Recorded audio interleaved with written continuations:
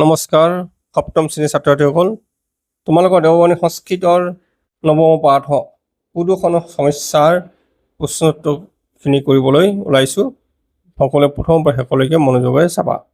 অভ্যাস সমানাৰ্থং পদম লিখত, মানে প্ৰতি শব্দ মানে সমান অৰ্থ সমানাৰ্থক শব্দ। যথা উদাহৰণ দিছে ইয়াত জনঃ মানে মানৱ, মনুষ্য নৰহ। ইয়াত দিছে বায়ু জলম মুখ্য দূষিত প্ৰাণীনাম নেত্ৰম বৃক্ষ ভূমি প্ৰকাশ সৰলম। মই এইখিনি ইয়াত দেখাই দিছোঁ, তোমালোকে চাই চাই লিখিব পাৰিবা।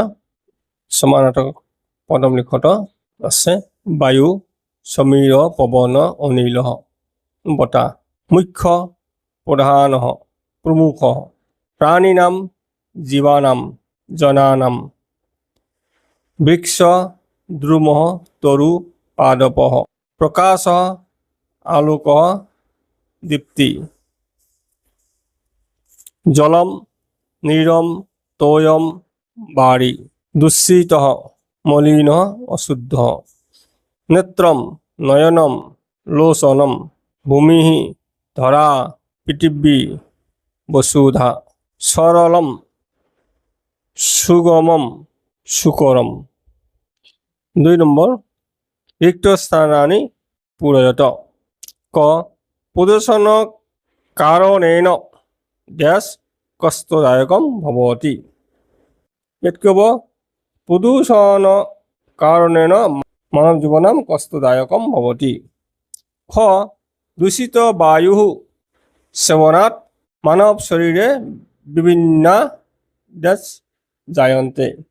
ইয়াত ক'ব দূষিত বায়ু সেৱনাত মানৱ শৰীৰে বিভিন্ন ৰোগা জায়ন্তে।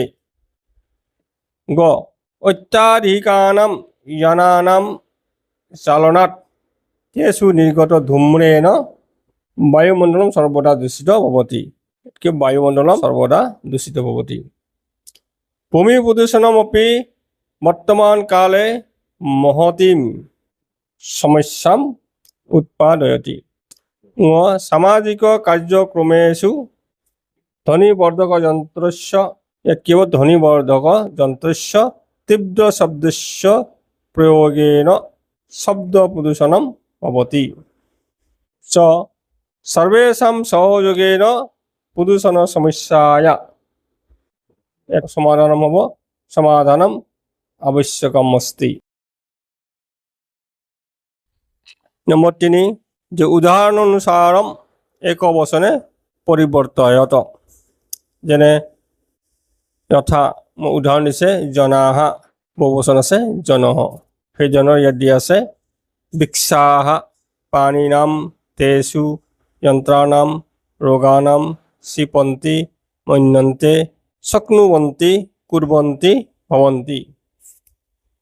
আমি ইয়াত দেখিছোঁ জনাহ বহুবচন, বৃক্ষাহ বহুবচন, বৃক্ষাহ বৃক্ষ, প্ৰাণীনাম প্ৰাণিনঃ, তেষু তস্মিন একবচন কি হ'ব? এতিয়া সপ্তমী বিভক্তিৰ বহুবচন আছে, সপ্তমী বিভক্তিৰ একবচনত তেষু তস্মিন হ'ব। যন্ত্ৰানাম একেটাই যন্ত্ৰানাম যন্ত্ৰস্য, ৰোগানাম ইয়াৰ একবচন হ'ব ৰোগস্য, শিপন্তি শিপন্তিৰ একবচন শিপতি, মন্যন্তে একবচন মন্যতে, শক্নুবন্তি একবচন শক্নোতি, কুৰ্বন্তি একবচন কৰোতি ক্ৰী ধাতু, ভৱন্তি একবচন ভৱতি। নম্বৰ 4 বিলোমান প্ৰদান লিখত, অৰ্থাৎ বিপৰীত শব্দ লিখা। দিয়া আছে ইয়াত যথা ষষ্ঠ অষষ্ঠ। ইয়াত দি আছে প্ৰধানম কষ্টদায়কম ভয়ংকৰ অত্যধিকম শুদ্ধ সন্তুলিতম প্ৰকাশম সংহাৰম সহযোগ সৰলতয়া। প্ৰধানম গৌণম বা অপ্ৰধানম, যিটো বিপৰীত শব্দ আছে কষ্টদায়কম সুখদায়কম, কষ্টদায়ক হ'ব সুখদায়ক হ'ব, ভয়ংকৰ সৌম্য বা অভয়ঙ্কর। অত্যধিকম মানে ন্যূনম বা স্বল্পম। অত্যধিকম অধিক, স্বল্পম মানে কম। শুদ্ধ অশুদ্ধ বা দূষিত। সন্তুলিতম অসন্তুলিতম। প্রকাশম পোহর, অন্ধকারম। সংহারম সৃজনম বা নির্মাণম। সংহার বা ধ্বংস করা, নির্মাণম। সহযোগ অসহযোগ। সরলতয়া কঠিনতয়া। সরলতয়া কঠিনতয়া। নম্বৰ 5 এটা আছে বাক্যম শুদ্ধম বা অশুদ্ধম वा এটি লিখত। ইয়াত কেৱল শুদ্ধ নে অশুদ্ধ এইখিনি লিখিব লাগে। যে প্ৰদূষণম সমগ্ৰ বিশ্বস্য প্ৰধান সমস্যা অস্তি। মানে প্ৰদূষণ সমগ্ৰ বিশ্বৰ প্ৰধান সমস্যা হয়। কি হ'ব এইটো? শুদ্ধম। প্ৰদূষণেন মানৱ জীৱনম সুখদায়ম ভৱতি। অশুদ্ধ হ'ব যে প্ৰদূষণৰ কাৰণে মানুহজন সুখময় হয়নে? অশুদ্ধম হ'ব। দূষিত বায়ু সেৱনেন মানৱ শৰীৰে বিভিন্ন ৰোগা জায়ন্তে। হয়, দূষিত বায়ু সেৱনৰ ফলত মানুহ শৰীৰৰ বিভিন্ন ৰোগ হয়। শুদ্ধম অত্যধিক যন্ত্ৰাণাম প্ৰয়োগেন বায়ুমণ্ডল দূষিত ভৱতি। হয়, অত্যাধিক যন্ত্ৰৰ প্ৰয়োগৰ কাৰণে বায়ুমণ্ডল দূষিত হয়। শুদ্ধম জলাশয়ে অশুদ্ধ বস্তুনাম সেপনেন জল প্ৰদূষণম ভৱতি। জলাশয়ত বা বিলত অশুদ্ধ বস্তু যদি পেলোৱা যায় তেনেহ'লে জল প্ৰদূষণ হয়। শুদ্ধম অসন্তুলিত মাত্ৰায়াম ৰাসায়নিক সাৰস্য প্ৰয়োগেন ভূমি প্ৰদূষণম ন ভৱতি। এইটো অশুদ্ধম।